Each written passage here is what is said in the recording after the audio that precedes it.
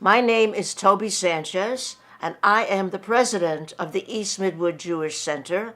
I was elected by the Board of Trustees in 2013. It's a 92-year-old congregation. We're trying to reinvent ourselves and keep and be successful. The In 1978, we had 1,100 members. We don't have that many now. We have only about 235 members. The new members are young families. Among the 44 members that we've gained in the past 15 months, a few of them are older single people or older couples, but almost all of them are young couples in their 30s or early 40s with children. They all have professional jobs, and they live around here. They live on Ocean Avenue, East 18th Street, Nostrand Avenue, Rugby Road, all in this general Flatbush Midwood area. One of the reasons they're coming to us is because they might have wanted to live in Park Slope or Brooklyn Heights, which are more trendy and closer to the city. However, the rents there are very, very high. For years, people were telling me, it's hopeless, the neighborhood is changing, there aren't enough of our kind of Jews here, and so, it's sell the building, give it up. Well, they're not saying that anymore. We are getting these younger families. Yes, it's competition because, this neighborhood has many Orthodox Jews, and we are not Orthodox. We're all Jews, but we're different. We're conservative Jews. We follow all the rules. However, the main difference is that in our service, women have equal role with men. They don't have to sit in a separate section. They don't have to sit behind a screen, which still happens in some places. And they can be called up to participate in the service, which means they can read from the scroll, the Torah, the 5 books of Moses, which is a great honor. They can read from the Torah. They can carry the Torah. They can even lift up the Torah. There's a certain ceremony when we do that. Previously, only men did that. And when you need 10 people to start a service, women were not counted. They could have been sitting there, but they were not counted. They were invisible. After a struggle, a difficult struggle, our synagogue voted, the membership voted 9-1 to be totally egalitarian. We call it egalitarianism. So that's the real difference. So the mixing of men and women is what's different. We're happy, and we try to be a good neighbor, so we have opened our doors. Because we live in this neighborhood, and so, of course, we have our separate lives and our separate customs, but we feel it's very important to be friends with each other and to not close ourselves off.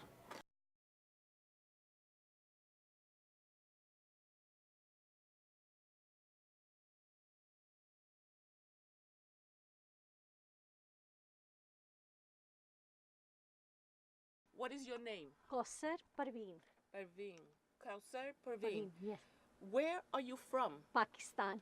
Pakistan. Yes.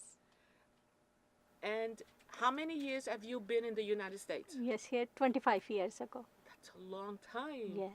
Okay. And when you first came to the United States, you moved to Midwood? Yes. Yes. Why Midwood? I like my area, Pakistani area. Neighborhood is very nice, that's why. There are other Pakistanis that live here? Yes, all Pakistani. Okay. Okay. And tell us about your store. What is your store? Yes. What do you sell? This Pakistani dress, my country. For women or just children? No, women and children. Women and children. And you make the dresses? No, my country make. Somebody else makes it? Yes. Oh, so you sell. Yes. You sell. And what is the name of your store? Medina Fabric. Okay. And you must be very proud. Yes. How many years have you been here? This store Yes. is like almost 8 years. That's a long time. Yes. My name is Kaiser Iqbal, and I'm living here from last almost 8 years.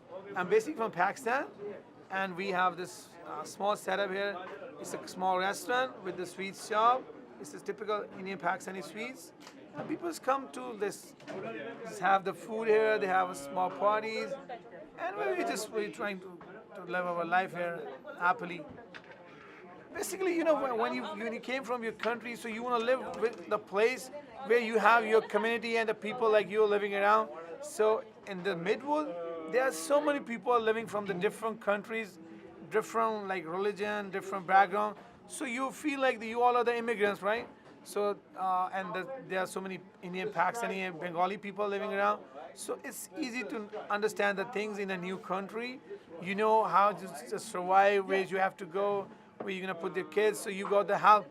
And secondly, it's a good area basically. Yeah, people from different country come to this store definitely because they like the food, the sweet. Food doesn't have any religion and the stuff like that. People who are just familiar with the taste, they always come. There are Russian people come, like Jewish, the English people. People come like from all of the countries, like the Puerto Rico, like the Spanish, the Indian, the Bangladeshi, like the American. Like Jewish, because we have a good food, we have a good taste. So sometimes people are just who are familiar with the little spices, because our basic ingredient is little spices. We people from the region we like to have the spices. So the people who love the spices, they definitely come to our place. And the two girls happened to be Muslim young ladies who wore the hijab, and they were very fine workers. Two really very fine, interested in everything, very cooperative, and polite, and happened to be very beautiful girls, just lovely. And the boy, they all became very good friends. It was and when we had, at the end of the summer, we had a party, a pizza party, and they all like each other. So it was a very nice experience, and we loved having them. I really miss them when they left. And one day I'm coming down in the elevator with one of the girls. We were coming from archives on the 3rd floor, and a woman got on who did not speak English, which I don't care. It's one of our attendees at the senior center. But she indicated by her voice and her body and one or two words that she was upset. She was upset at seeing this girl. And she just said, "Jewish?" And I said, "No, she's not Jewish. She's working for the city and she's helping us." She didn't understand that, but the woman was upset.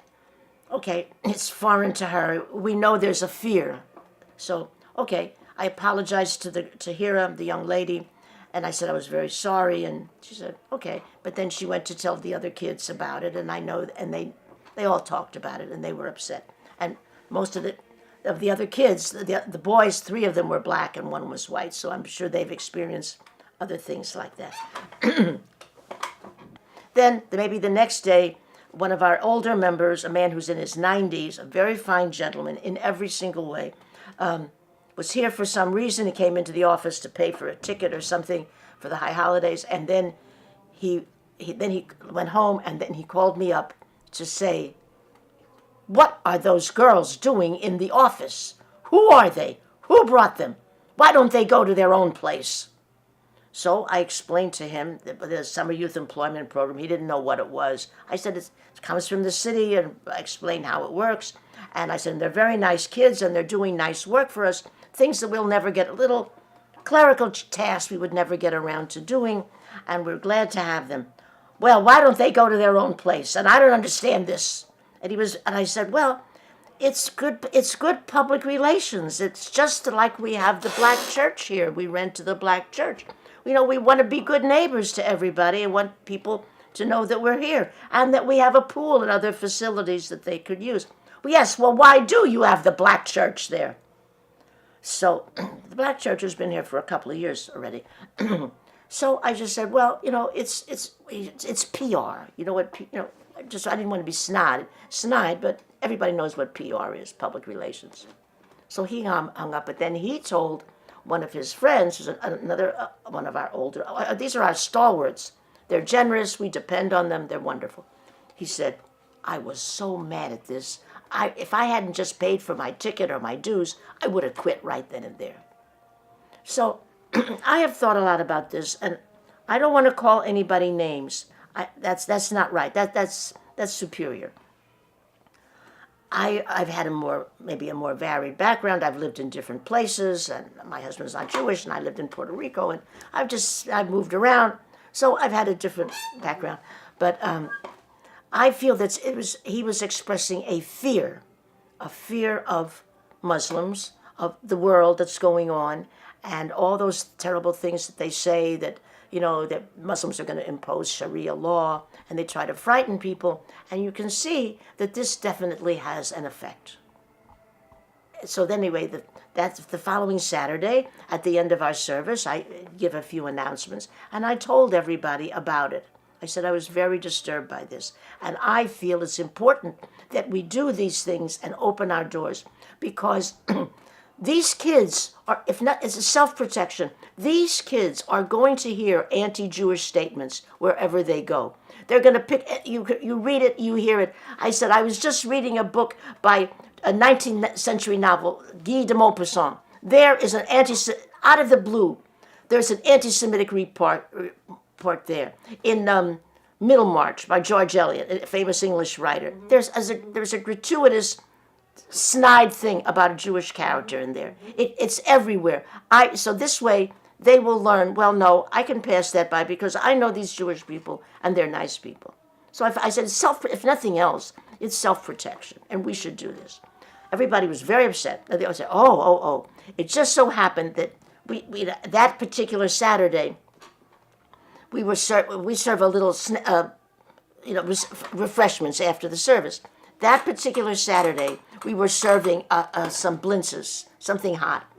And Hira, we had hired this girl, Hira, to help serve. So I didn't even realize that. So there she is in her hijab, and she's in the adjoining room, and she's helping everybody serve. So everybody was kind of ready. It was just worked out very well. I didn't plan it.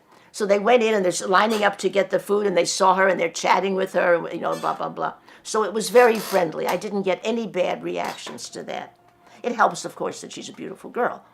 For me to fulfill my American dream is that to live here happily, to be a part of the society. We know we want to give the good education to our kids. And secondly, we want to give an impression to the people that we Muslim are basically Pakistani. We are not terrorists. We are very loving people. We want to be a part of this society. Council of People's